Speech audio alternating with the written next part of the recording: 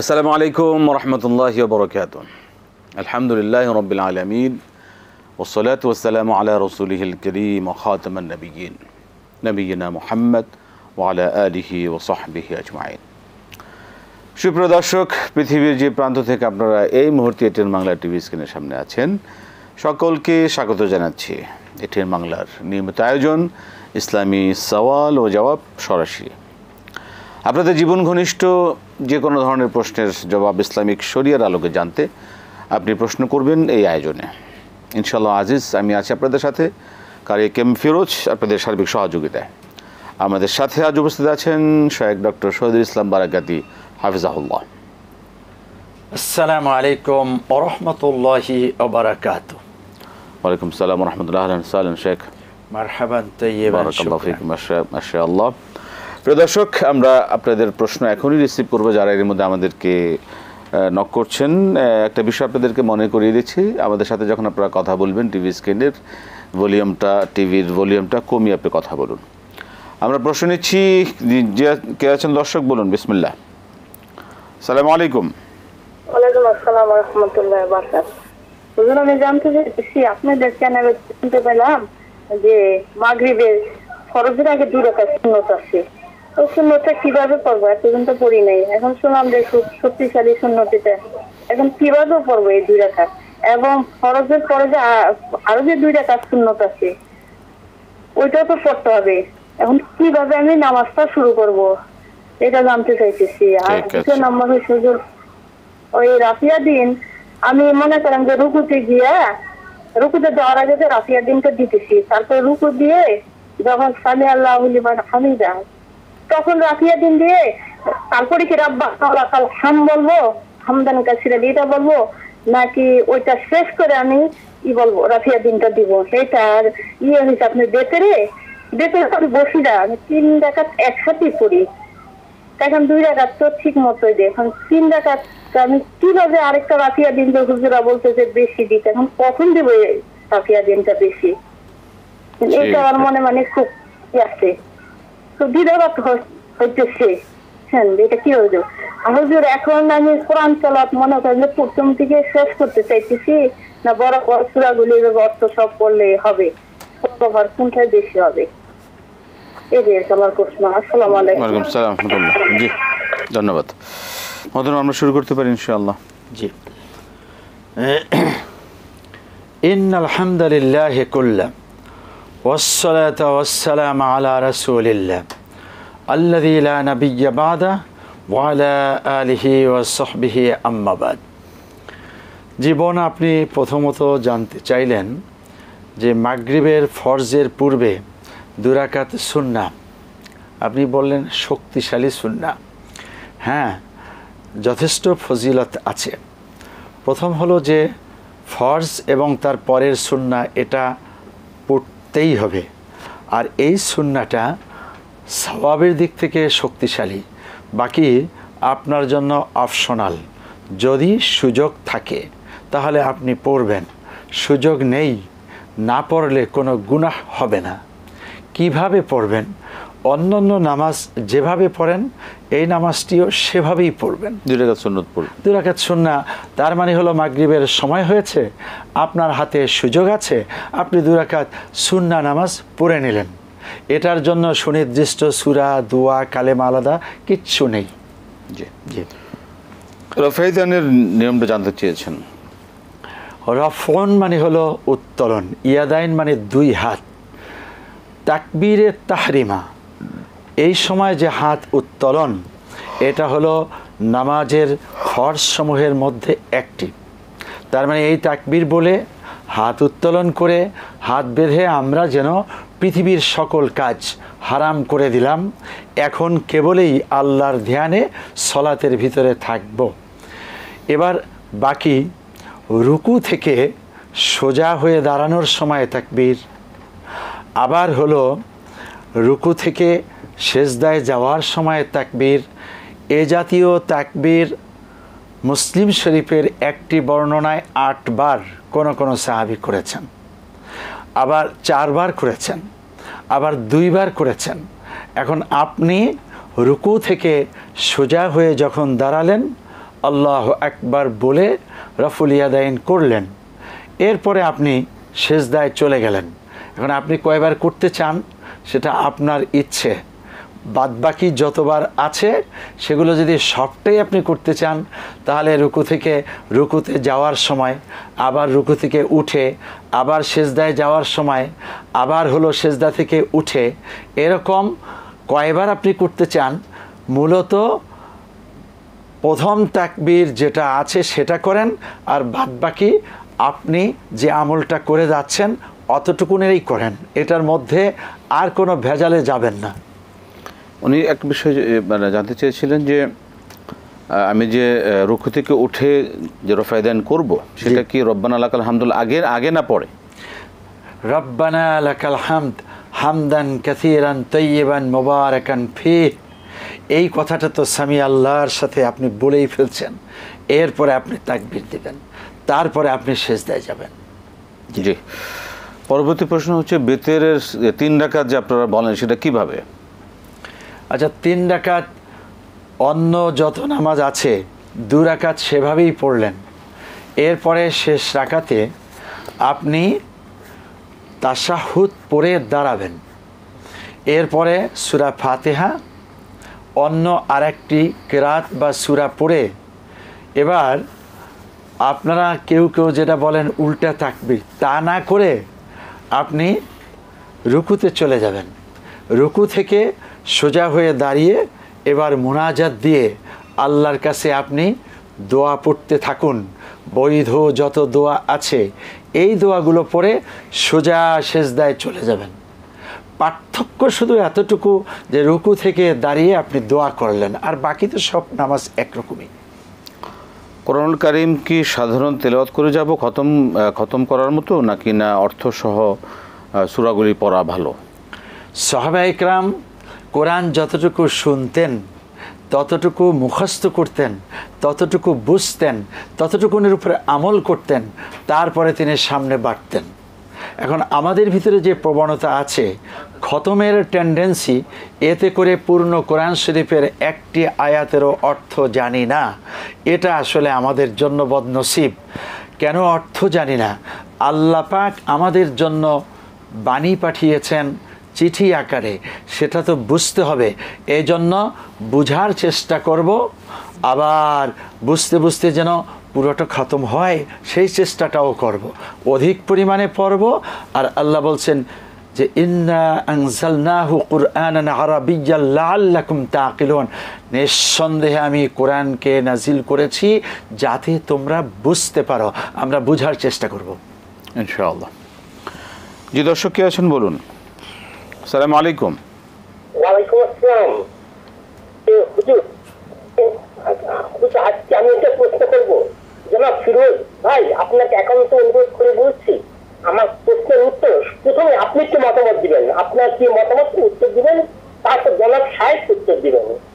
সেই প্রশ্নটা হলো এই, যারা জান্নাত পানিতে বিক্রি করে, টাকার বিনিময়ে জান্নাত বিক্রি করে, তাদের বিরুদ্ধে প্রতিবাদ করা উচিত কি না, এই ব্যাপারে আপনি একটু মতামত দিবেন এবং জনাব সাহেব উত্তর দিবেন। ঠিক আছে? জান্নাত বিক্রি করার বিষয় পানিতে বিক্রি করে, তাদের বিরুদ্ধে কেউ যদি কথা না বলে, ওরা মনে করে যে আমরা তো ঠিক কাজই করছি। ঠিক আছে, ধন্যবাদ জি মনির সাহেব, ধন্যবাদ আপনাকে। জি, আপনি খুব উত্তর দিচ্ছেন। শায়েখই বলবেন, আর আমার এখানে যদি কিছু বলার থাকে আমি আর কি বলবো। জি, জান্নাত বিক্রি মানে এটা কি ঠিক হচ্ছে কিনা, যারা মানে অবাধে জান্নাত বিক্রি করছেন? জি জনাব মুমিনুল হক সাহেব, আপনি ইমানি চেতনা দিয়ে সবসময় কথা বলেন। প্রথমত জান্নাত বিক্রি এটা কে করবে, কার হাতে এই বিক্রয়ের পাওয়ার আছে? জান্নাতটির মালিক হলেন আল্লাহ। কোনো বান্দা যদি জান্নাত পাওয়ার যোগ্য হন, দিবেন আল্লাহ। তবে সেখানে একটা বেচা বিক্রির কথা আছে। ইন্নাল্লাহা আশতারা মিনাল মুমিনিনা আনফুসাহুম ওয়া আমওয়ালাহুম বিআন্না লাহুমুল জান্নাহ। আল্লাহ রাব্বুল আলামিন মোমেনের জান মাল এটাকে ক্রয় করে নেন বিনিময় দেন জান্নাত। তার মানে কি আমার জান আমার মাল এটার মালিক হলেন আল্লাহ। এই বিশ্বাস রেখে আমি যদি আল্লাহর পথে চলি তাহলে আল্লাহ রাব্বুল আলামিন বিনিময় জান্নাত দেবেন। এই বেচা বিক্রিটি কোনো বান্দা করা হারাম, করতে পারবে না। কি করে করবে? উনি কি জান্নাতের মালিক? অতএব যারা কথায় কথায় জান্নাত বিক্রি করে আপনার সাথে সুর মিলিয়ে আমরাও বলবো এমনটি হারাম, অন্যায়। কিভাবে করবে? আপনি হয়তো এই চশমাটা ঘড়িটা বিক্রি করতে পারবেন কম দামে, এটা আপনার মালিকানায় আছে, কিন্তু জান্নাতের এরকম একটা বস্তু না। শুধুই আল্লাহর সন্তুষ্টির আশায় ইবাদত করে যাব, আনুগত্য স্বীকার করে যাব, নিবেদিত প্রাণ হয়ে জান্নাত পাওয়ার লোভে আমরা কাজ করব। কিন্তু কোনো কোনো মানুষ যদি সস্তায় বেচা বিক্রির কাজ করে তারা অন্যায় করছে, নাজায়েজ কাজ করছে, মালিকানা নাই এমন একটা কাজ, এটা কোনোভাবেই হতে পারে না। চমৎকার। আমাদের জবাবতাই মনোরক সাহেব যে কোরআনের যে আয়াত রয়েছে ইন্নাল্লাহ আশতারা মিনাল মুমিনিনা আনফুসাহুম ওয়া আমওয়ালাহুম বিআন্না লাহুমুল জান্নাহ, আল্লাহ মুমিনদের কাছে জান্নাত বিক্রি করবেন তাদের ন্যাক আমলের বিনিময়। সুতরাং আমরা যদি সেই ন্যাক আমল আমরা করতে পারি, আমাদের সম্পদের বিনিময়ে, আমাদের ন্যাক আমলের বিনিময়ে আল্লাহ পাক আমাদেরকে জান্নাত দান করবেন। কিন্তু আমি আপনি এই বিষয়ে আপনাকে ওয়াদা দিয়ে করতে পারি না যে আমি আপনাকে জান্নাত আপনার কাছে বিক্রি করবো। এটা আল্লাহর সম্পদ, আল্লাহর ইচ্ছা, আল্লাহর ফয়সালা। আল্লাহকে যদি সন্তুষ্ট করতে পারি, আল্লাহ আমার সকল ভালো কাজের বিনিময়ে, আল্লাহর সন্তুষ্টির বিনিময়ে আল্লাহ পাক জান্নাত দিতে পারেন। আল্লাহ পাক আমাদের কবুল করুন। আরও প্রশ্ন আছে মহতারাম, এর মধ্যে সময় হলে একটা বিরতি নেবার, ফিরে এসে ইনশাআল্লাহ এই বিষয়ে আমরা জানবো। প্রিয় দর্শক, আপনারা দেখছেন ইসলামী সওয়াল ও জবাব সরাসরি আয়োজন। সময় হলে একটি ছোট্ট বিরতি নেবার, ফিরছি বিরতির পর আবার ইনশাআল্লাহ আপনাদের সাথে আয়োজনে আমাদের সাথে থাকবেন ইনশাআল্লাহ। আসসালামু আলাইকুম রহমতুল্লাহি ওয়া বারাকাতুহু। প্রিয় দর্শক, ফিরে এলাম বিরতির পর ইসলামী সওয়াল ও জবাব সরাসরি আয়োজনে। আমরা বিরতির আগেই মোহতারাম যে বিষয়গুলো শুনছিলাম এই বিষয়ে আমরা আবারও প্রশ্নে ফিরে যাব। দর্শক বলবেন কে আছেন, কি প্রশ্ন? আসসালামু আলাইকুম। ওয়ালাইকুম আসসালাম। আসসালামু আলাইকুম। ওয়ালাইকুম সালাম রহমতুল্লাহ, বলুন। জি সাইক, আমার দুটো প্রশ্ন আছে। জি বলবেন। প্রথম প্রশ্ন হচ্ছে, আমাদের যে সমাজে জমির বন্ধক যে প্রথা, সেটা হচ্ছে যে আমি যদি কারো কাছ থেকে টাকা নেই এবং সেই হলো টাকা পরিশোধ না করা পর্যন্ত সে ব্যক্তি সে জমির ফসল খাবে, এবং আমি যখন তাকে এই টাকাটা ফেরত দেব তখন সে জমিনটা মানে ছেড়ে দেবে। তো এটা সুদ হবে কিনা, আর হলো যদি সুদ হয় তাহলে এক্ষেত্রে এটা দেওয়া কিংবা নেওয়া জায়েজ হবে কিনা? এটাই প্রশ্ন। জি ধন্যবাদ। যে আরো একটা প্রশ্ন আছে। জি বলুন। আরেকটা প্রশ্ন হচ্ছে যে যদি কেউ এই অবস্থায় জমিন বন্ধ রাখে তো সে এই ক্ষেত্রে কিভাবে সম্পত্তিটা মানে সে হালাল করে আবার নিতে পারবে, যদি এই বিষয়ে একটু বলতেন। ঠিক আছে, এটা শরিয়ার যে নিয়ম সেটা আমরা শুনবো। ধন্যবাদ আপনাকে। জি মহতরম। জি বন্ধু, জমি বন্ধক, টাকা নিলেন আবার টাকা ফেরত দিবেন, এটা সরাসরি সুদ। পদ্ধতিটা হলো লিজ সিস্টেম।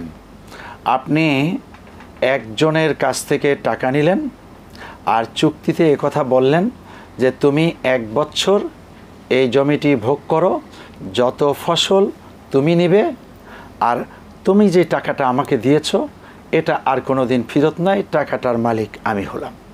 ওনাকে দিলেন 1 বছরের জন্য লিজ, নিলেন টাকা, আর টাকা ফেরত নয়, টাকা ফেরত হলে এটা সুদ হয়ে যাবে। জি, আমরা পরবর্তী প্রশ্নে যাব। দর্শক বলুন।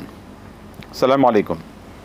ওয়ালাইকুম সালাম ওয়া রাহমাতুল্লাহ। হুজুর, আমি ধরমপাড়া সুনামগঞ্জ থেকে ইনুর বলছিলাম। হুজুর জি নূর সাহেব বলুন, কি প্রশ্ন?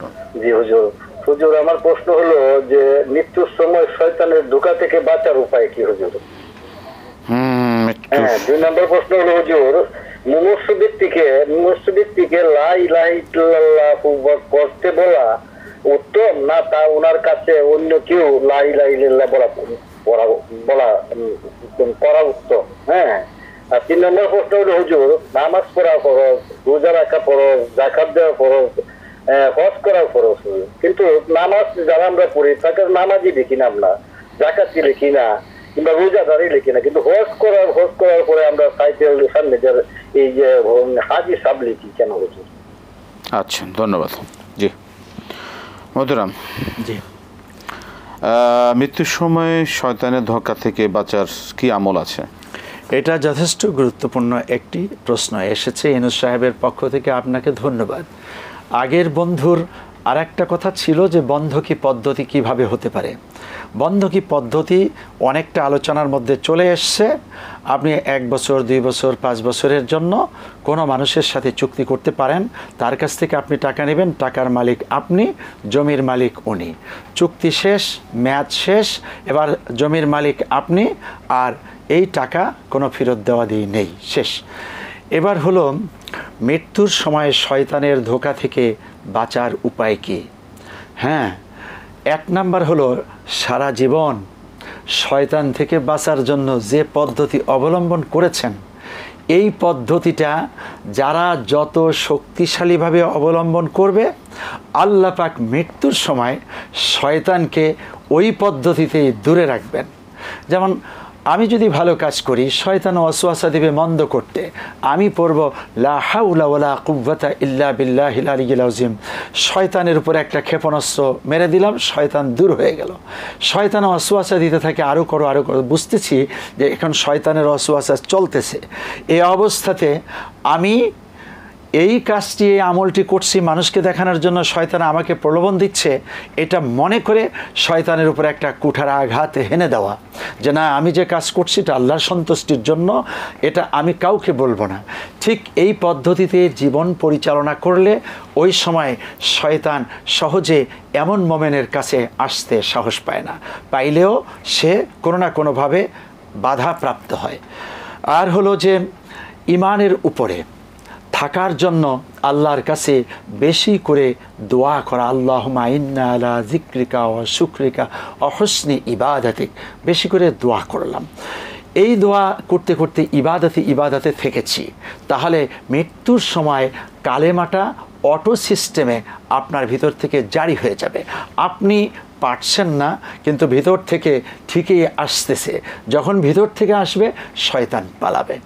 আর একটি কাজ হলো কালেমার তালকিন দেওয়া। এটি যদি কোনো ব্যক্তির স্বাভাবিক মৃত্যু হচ্ছে, এই সময় সাকরাতুল মাউত চলছে, যদি আল্লাহর কোনো বান্দা সেখানে উপযুক্ত থাকেন, লাক্কিনি কালেমা, তখন তিনি কালেমার তালকিন দিবেন, অর্থাৎ নিজে নিজে কালেমা পড়তে থাকবেন, লা ইলাহা ইল্লাল্লাহু মুহাম্মাদুর রাসূলুল্লাহ। তিনি কোরআন তেলাওয়াত করতে থাকবেন, তিনি দোয়া করতে থাকবেন একটু আওয়াজ করে। হ্যাঁ, ওই ব্যক্তিকে কালেমা পড়ার জন্য বাধ্য করা যাবে না, কেন ওই লোকটা এই সময় বিপদে আছে। বিপদগ্রস্ত ব্যক্তিকে আপনি আরও চাপ প্রয়োগ করবেন না, নিজেরা আমরা আমলগুলো করতে থাকলে শয়তান পালাবে। চমৎকার, অবশ্যই। এই প্রশ্ন জবাব আমরা পেয়ে গেলাম। মৃত্যু অবস্থা আমাদের মুমূর্ষু রোগীর মানে শেষ অবস্থা আমাদের সামনে কি করণীয়? জি জি, একটা বিষয় মতন বলছিলেন, খুবই সুন্দর, চমৎকার। এর সাথে যে দোয়া করার বিষয়টা, রাসূল সাল্লাল্লাহু আলাইহি ওয়াসাল্লাম কিন্তু আমরা জানি সকলেই যে 4টি দোয়া তিনি না করে নামাজ শেষ করতেন না। তার মধ্যে একটি ছিল এই যে শেষ, যেটা শয়তানের ওয়াসওয়াসা থেকে বাঁচার জন্য, আল্লাহুম্মা ইন্নী আউযু বিকা মিন আযাবিল কবর ওয়া আউযু বিকা মিনান নার ওয়া আউযু বিকা মিন ফিতনাতিল মাহইয়া ওয়াল মামাত ওয়া আউযু বিকা মিনান নার।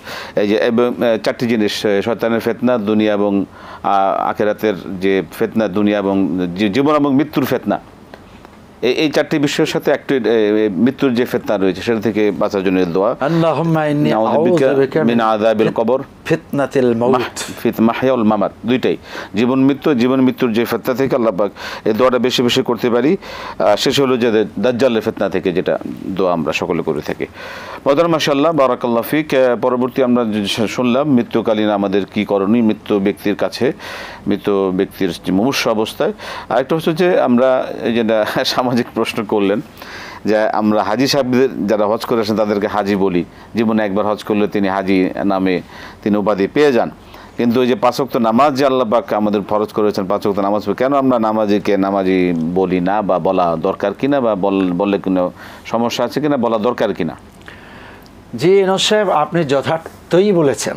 তার মানে হলো, নামাজিকে যেমন মুসল্লি বলি না, জাকাত দাতাকে মুজাক্কি বলি না, ঠিক হজ করলেও হাজি সাহেব বলা যাবে না। কিন্তু আমাদের কিছু সংখ্যক বন্ধুগণ হজ করেনই এই উদ্দেশ্যে যে অন্তত একটি সার্টিফিকেট আমার গায়ে লাগবে, আমি আলহাজ অমক চৌধুরী, এই আশায় যারা করেন নিঃসন্দেহে তার হজটি বাতিল হয়ে যাবে। আবার হলো পরবর্তীতে এই আলহাজ বা হাজি সাহেব না লেখলে, না বললে তিনি রেগে যান। যদি এলাকায় কোনো মাহফিলে তাকে সভাপতি বানানো হয় আর তার নামটার পিছনে আলহাজ লেখা হলো না কেন, তিনি সভাপতি হিসেবে ওখানে যাবেন না, অথবা মাহফিলটাকে পণ্ড করার জন্য চেষ্টা করেন। নাউজুবিল্লাহি মিন জালিক। আপনি নিঃসন্দেহে এই ইবাদতটা করেছেন নাম জাহির করার জন্য। আর আল্লাহ শিখিয়েছেন ইন্না সলাতি ওয়া নুসুকি ওয়া মাহইয়ায়া ওয়া মামাতি লিল্লাহি রাব্বিল আলামিন। নিঃসন্দেহে আমার নামাজ, আমার কোরবানি, আমার জীবন, আমার মরণ সব হলো বিশ্ব প্রতিপালক আল্লাহর জন্য, আল্লাহর জন্য। অতএব হজ করেছি আল্লাহর জন্য। আর যিনি আল্লাহর জন্য হজ করবেন, হজ্জুম মাবরুর লাইসা লাহু জাযাউন ইল্লাল জান্নাহ, হজ্জে মাবরুর হয়ে যাবে। আর এর পুরস্কার আর কিছু না, সোজা আল্লাহ পাকের জান্নাত। আর জান্নাতও চাবেন, দুনিয়ার নামও চাবেন, এই দুইটা একসাথে হবে না, আপনার জান্নাত বাতিল হয়ে যাবে। আপনি কি বাতিল করতে চান? তাহলে পরে এমনটি করব না। কেউ হাজি সাহেব নিজের থেকে খুশি হয়ে বলছে সেটা ভিন্ন কথা। আপনি ইন্টেনশনালি এই প্রত্যাশাই করবেন না যে আমাকে কেউ হাজি বলুক, এটা কামনা করা যাবে না। কিন্তু কেউ যদি সম্মান করে সেটা ভিন্ন, বা এটাকে একটা সুন্দরিয়া করার জন্য হাজি সাহেব বলে ডাকে, এটা অন্য কিছু হবে না। যে আমরা প্রশ্ন নেব, কিন্তু তার আগে একটি ছোট্ট বিরতি নিতে হচ্ছে। প্রিয় দর্শক, আপনারা দেখছেন ইসলামী আলোচক সরাসরি আয়োজন, আমাদের টেন বাংলা নিয়মিত আয়োজন। সময় হলো আবার একটি ছোট্ট বিরতি নেব, ফিরছি বিরতির পর আবার ইনশাআল্লাহ আপনাদের সাথে আয়োজন, আমাদের সাথে থাকবেন ইনশাআল্লাহ। আসসালামু আলাইকুম রহমতুল্লাহি ওয়া বারাকাতুহু। প্রিয় দর্শক, ফিরে এলাম বিরতির পর ইসলামী আলোচক সরাসরি আয়োজনে। আমরা আবারও প্রশ্নে যাব। দর্শক কে আছেন, কি প্রশ্ন করতে যাচ্ছেন বলুন। জি, আসসালামু আলাইকুম। ওয়ালাইকুম আসসালাম। জি, আমি বেতের নামাজের কথা জানতে চাইতেছি। আমি 3 রাকাত বেতের পড়ি একবারে, আমি কোনো তাকবীর দিই না বা বসিও না, দুরূদ পড়ি না 2 রাকাত পরে। এখন মেন কথা হচ্ছে আমি প্রথম রাকাতে আব্বি হিসমা রাব্বিকাল আলা এটা পড়ি, এবং দ্বিতীয় রাকাতে কুলিয়া পড়ি, তৃতীয় রাকাতে কুল হাল্লা পড়ি। এটা কি আমার সুন্নত তরিকা মতো হইতেছে কিনা বা অন্যভাবে পড়বো, কোনটা বললে আমার সব বেশি? আর ফজরের সুন্নতে কুলিয়া এবং কুল হাল্লা, এবং মাগরিবে কুলিয়া এবং কুল হাল্লা পড়তেছি। ঠিক আছে, ঠিক আছে কিনা? ঠিক আছে, ধন্যবাদ, ধন্যবাদ। আসসালামু আলাইকুম। মোহতারাম। জি বোন, আপনি সূরার ক্ষেত্রে জানতে চেয়েছেন সুন্নতি পদ্ধতি হচ্ছে কিনা। আপনি সূরাকে ফিক্সড করবেন না। আজকে ভালো লেগেছে, মাঝে মাঝেই ভালো লাগলো, আপনি সূরা আলা পড়লেন, সূরা কাফিরুন পড়লেন, সূরা ইখলাস পড়লেন। আবার অন্যদিন ভিন্ন সূরা পড়েন, সূরা কদর পড়েন, সূরা তাকাসুর পড়েন, এরপর সূরা নাস পড়েন। একেবারেই এই সূরাটা এই নামাজের জন্য, আপনার দুইটার জবাব একসাথেই, যে মাগরিবের জন্য, ফজরের জন্য আপনি আরও যে সূরার কথা বললেন, কোনোটাই কোনো নামাজের জন্য নির্ধারিত নয়। আপনি ভালো লেগেছে আজকে পড়লেন, আবার কালকে ভিন্ন সূরা পড়ার চেষ্টা করবেন। অন্য সূরা জানা না থাকলে আপনি আরও বেশি সূরা মুখস্থ করার জন্য চেষ্টা করুন, অর্থ বোঝার জন্য চেষ্টা করুন। আর ওয়েতন নামাজ আপনি যে পদ্ধতিতে পড়ছেন 5 ভাবে পড়া যায়, আপনার পদ্ধতিও ঠিক আছে। আপনি একবারেই 3 রাকাত পড়ছেন, মাঝে আবার বললেন তাকবীর ঠাকবীর, তাকবীর আর ঠাকবীর এই শব্দটা ওইভাবে না বলেন যে আপনি মাঝখানে আর তাকবীর দিচ্ছেন না, হ্যাঁ, না দিয়ে আপনি মুনাজাত দিচ্ছেন, কুনুত করছেন, সেটা ঠিক আছে, পড়া যাবে। জি, জি, দর্শক কে আছেন বলুন, কি প্রশ্ন? আসসালামু আলাইকুম। ওয়ালাইকুম আসসালাম। আমি আনামা মিজানুর রহমান। জি মিজান সাহেব বলুন, কি প্রশ্ন? সাহেবের কাছে ওই আমার জীবনের একটা কথা বলেছিলাম, তখন আমি ক্লাস 7-এর ছাত্র। সাহেব তখন ওই উপস্থাপকের ভূমিকা ছিলেন, কামালউদ্দিন জাফরি ছিলেন আলোচক।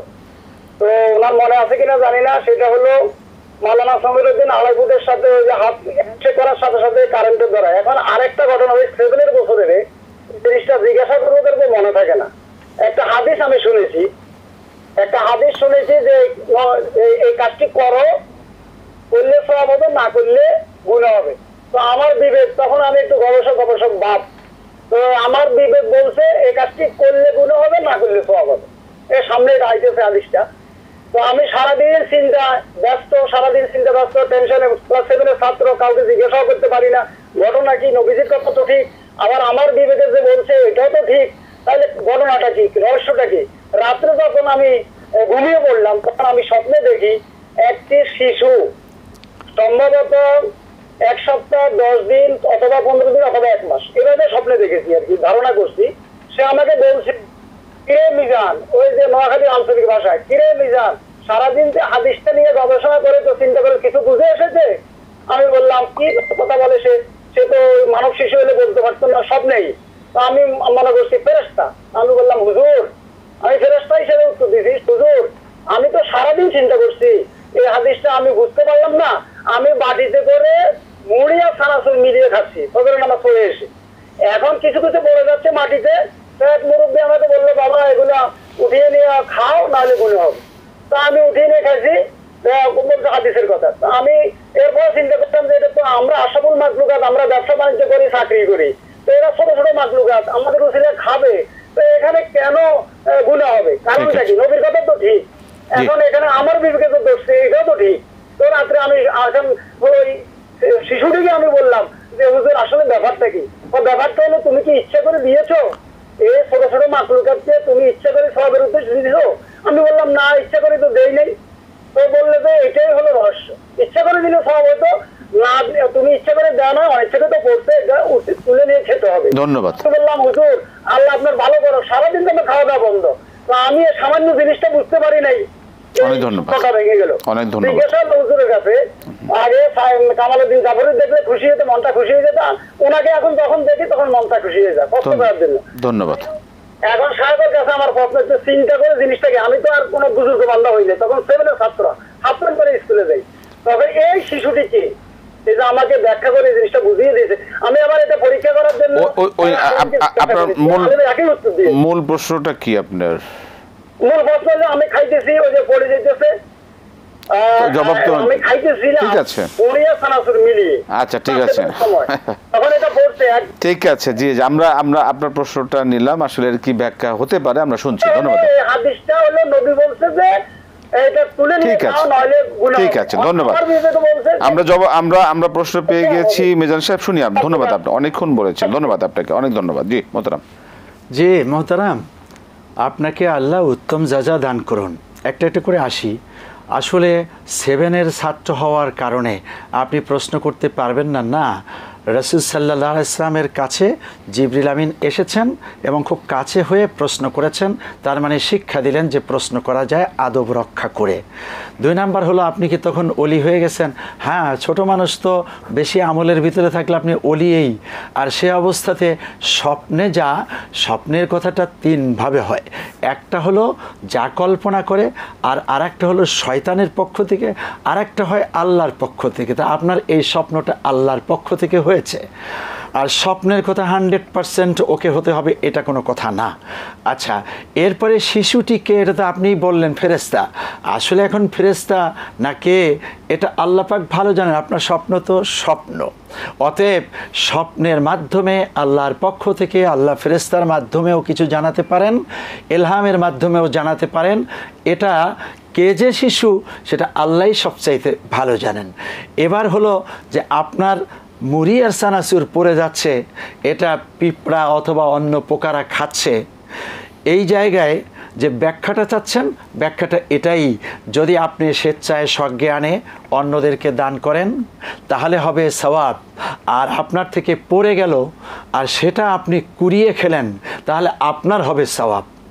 তার মানে আপনি তো দান করেননি, এই অবস্থাতে আপনি সওয়াব পাবেন না। যখন দান, সওয়াব আপনার। আর সমীর উদ্দিন সাহেব সম্পর্কে আপনি কি বলেছেন এটা আর একদিন বলবেন, যে তাকে ধরলে কারেন্টে শর্ট করে যে বিষয়টা বলছেন এটা আজকে বুঝিনি, আর একদিন আপনি একটু পরিষ্কার মনে করে দিবেন শর্ট কথার মধ্যে, কেননা এখানে আমাদের সময় কম থাকে। ধন্যবাদ। আমরা প্রশ্নে যাব, পরবর্তী কে আছেন দর্শক বলুন। আসসালামু আলাইকুম। ওয়ালাইকুম আসসালাম ওয়া রাহমাতুল্লাহ। আমি আরিফ চট্টগ্রাম থেকে। জি আরিফ সাহেব। আমার প্রশ্ন, সুবহান রাব্বিল আযীম এটা অর্থ কি, আর সুবহান রাব্বিল আলা এটা অর্থ কি? আসসালামু আলাইকুম। ওয়ালাইকুম আসসালাম ওয়া রাহমাতুল্লাহ। মুহতারাম, জি আরিফ ভাই, সুবহানা এটা পবিত্রতা জ্ঞাপন করছে সুমহান আল্লাহর জন্য। এখানে আল্লাহটা উজ্জ্ব আছে, আজিম, যিনি এই যে সুমহান বলছে, আজিম মানে মহান, আজিম মানে উচ্চ মর্যাদার অধিকারী, আজিম মানে অনেক বড়, অনেক সম্মানী, আল্লাহর চেয়ে সম্মানিত আর কেউ হতে পারে না। সুবহানা পবিত্রতা, লিল্লাহি আল্লাহর জন্য যিনি আজিম সুমহান। আবার সুবহানা রব্বিয়াল আলা, এখানে তো রব্বি বলছি যে রব্বি আমার রব, আলা যিনি উচ্চ মর্যাদার অধিকারী, আজিম আলা এগুলো সবটাই মুরাদিফ, খুব কাছাকাছি অর্থ, যার অর্থ হলো এর চেয়ে মর্যাদা আর হতে পারে না, এর চেয়ে শ্রেষ্ঠ আর হতে পারে না, এর চেয়ে সুমহান আর হতে পারে না। সে আল্লাহ সুবহানাহু ওয়া তাআলা আমার রব, তারই পবিত্রতা জ্ঞাপন করছে। জি আমরা প্রশ্ন নিচ্ছি, দর্শক বলুন। আসসালামু আলাইকুম। আসসালামু আলাইকুম। জি আসসালামু আলাইকুম। ওয়ালাইকুম সালাম ওয়া রাহমাতুল্লাহ। জি বলুন কি? হ্যালো, আসসালামু আলাইকুম। ওয়ালাইকুম সালাম, বলুন কি প্রশ্ন? হুজুর, যে দুরূদ শরীফটা আমরা সংক্ষেপে বলি না, এই সাল্লাল্লাহু আলাইহি ওয়াসাল্লাম, জি এটা ঠিক আছে কি না নাকি? না না হুজুর, আরেকটা সাল্লাল্লাহু শুদ্ধ দুই আছে আকাশ কাইটা গেল না, কাটেন আমরা আছি, শুনছি, বলুন। আরেকটা আছে সাল্লাল্লাহু আলাইহি ওয়াসাল্লাম, যে আকার আছে একটা, আর একটা আকার নাই, এখন কোনটা বলুন? ওয়াসাল্লাম ওয়াসাল্লিম, এই তো। হ্যাঁ, সাল্লাল্লাহু আলাইহি ওয়াসাল্লাম বলুন নাকি সাল্লাল্লাহু আলাইহি ওয়াসাল্লাম বলুন, কোনটা বলুন? ঠিক আছে, জি ধন্যবাদ। আপনি শুনুন, এটা সংক্ষেপে বললে কি হইব হুজুর? জিকিরের অবস্থায় সারা দিন যদি বলি সাল্লাল্লাহু আলাইহি ওয়াসাল্লাম। ঠিক আছে, জি ধন্যবাদ। আমরা শুনছি, আপনিও শুনুন। জীবন সংক্ষেপে বললেও হবে। বুখারী শরীফে ৭৩৭৪ খানা হাদিস, এই ৭৩৭৪ হাদিসের মধ্যেই কথাটা এইভাবে আসছে, আন আবি হুরায়রা রাদিয়াল্লাহু তাআলা আনহু قال قال رسول الله সাল্লাল্লাহু আলাইহি ওয়াসাল্লাম।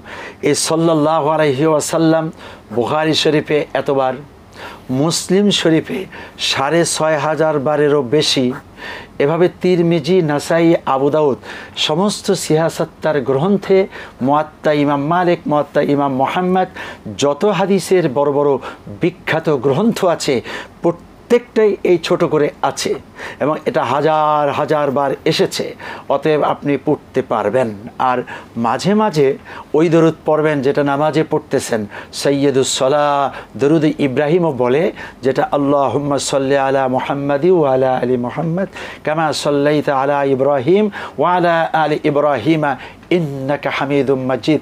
এই দরুদও পড়বেন। এই দুটি দরুদের মধ্যে থাকুন, ঠিক আছে? এবার ওয়াসাল্লাম আর ওয়াসাল্লাম, এখানে সল্লা এটা মাজির সিগা, ওখানে ওয়াসাল্লামা এটাও মাজির সিগা, আকার দিয়ে পড়বেন না। তাহলে কিভাবে পড়বেন উচ্চারণটা? হ্যাঁ, সাল্লাল্লাহু আলাইহি ওয়াসাল্লাম, ঠিক আছে, জবর দিয়ে পড়তে পারবেন।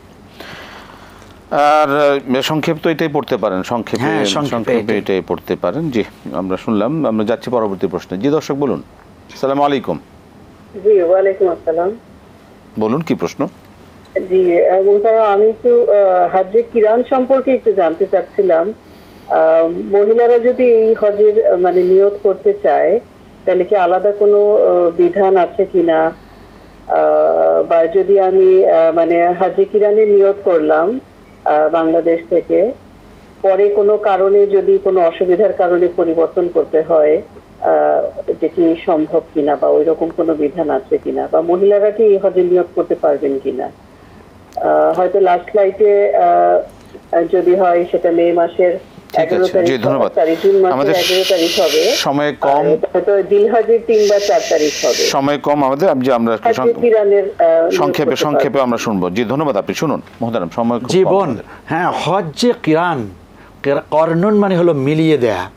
ওমরা এবং হজ এই দুটার জন্য আপনি বাংলাদেশ থেকেই যদি এহরাম বাঁধেন, তাহলে পরে আপনি মূল হজ শেষ করে কোরবানি করার পরে আপনি পারবেন আপনার এহরাম খুলতে, এর আগ পর্যন্ত খুলতে পারবেন না। এটা আপনার জন্য জটিল। মাঝ দিয়ে আপনি বললেন যে যদি কোনো কারণে খুলে ফেলেন, আপনি নিয়াত করেছেন কেরানের, এরপরে কারণবশত আপনি কেরানকে ভঙ্গ করেছেন, তাহলে আপনাকে দম দিতে হবে। আপনি যখনই যান না কেন, এটা আপনার জন্য কঠিন, আপনি হজ্জে তামাত্তু নিয়াত করবেন এমনটি প্রত্যাশা রাখি। আপনাকে অসংখ্য ধন্যবাদ শেখ, বারাকাল্লাহ ফিক, জাযাকাল্লাহু খাইরান। মাশাআল্লাহ। প্রিয় দর্শক, আলহামদুলিল্লাহ আমরা আপনাদের মূল্যবান প্রশ্নের আলোকে অনেকগুলো বিষয় আমরা ইসলামী শরিয়ার বিষয়গুলো জানলাম। এভাবে আমরা জানবো, মানবো। আল্লাহ পাক আমাদের কবুল করুন, কারণ জানা মানাই হচ্ছে ইসলামের সবচেয়ে বড় একটি গুরুত্বপূর্ণ বিষয়। আল্লাহ পাক আমাদের কবুল করুন। আজকে শেষ করছি, বিদায় নিচ্ছি। আসসালামু আলাইকুম ওয়া রাহমাতুল্লাহি ওয়া বারাকাতুহু।